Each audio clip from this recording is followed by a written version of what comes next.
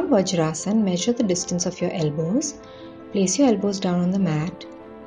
Make a triangle with your forearms and interlock the fingers.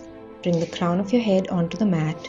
Lift the hips up, walk towards your face, bend the knees, and slowly come up into Shirshasana. Stay there for a few breaths.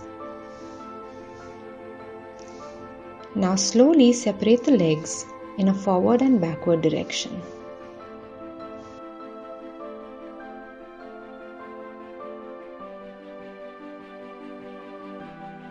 Back to the center, and now separate your legs to the sides.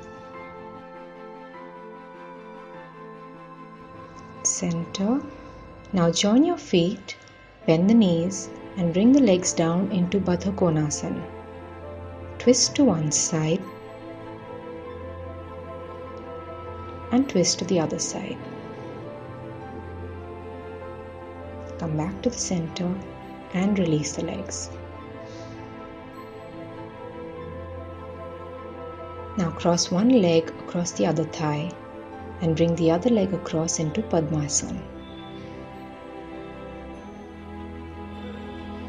Hold the pose for a little bit.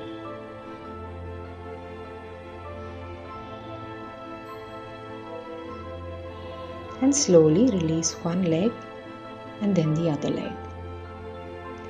To release Shirshasana, bend the knees, bring the heels towards the hips, bring the knees towards the chest, and slowly come down into Child's Pose.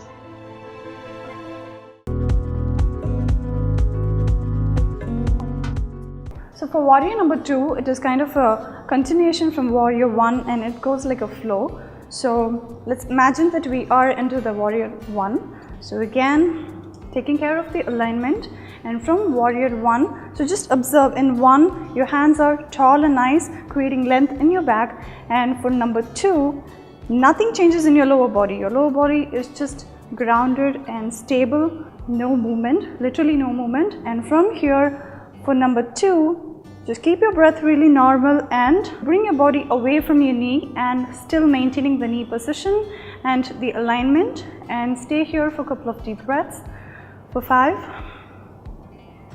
4, 3, 2, 1, and release.